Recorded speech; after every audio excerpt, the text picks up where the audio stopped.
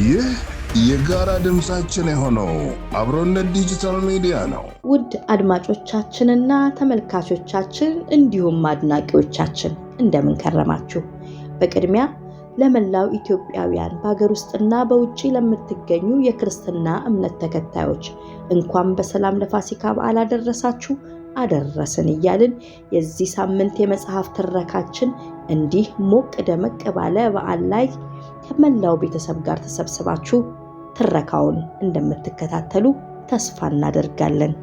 ባለፈው ሳምንት ከዛ አሰቃቂ ረሃብና ድካም ከበዛበት ጉዞ በኋላ በሰላም ላስ ፓልማስ ደርሰን እንደነበር እናስታውሳለን።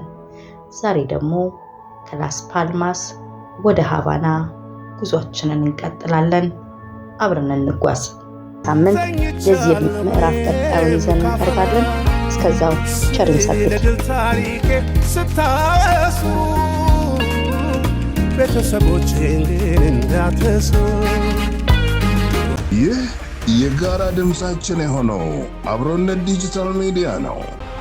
ሼር፣ ሰብስክራይብ በማድረግ ቤተሰብ ይሁኑ። አብሮነት ዲጂታል ሚዲያ የሁላችንም ድምጽ።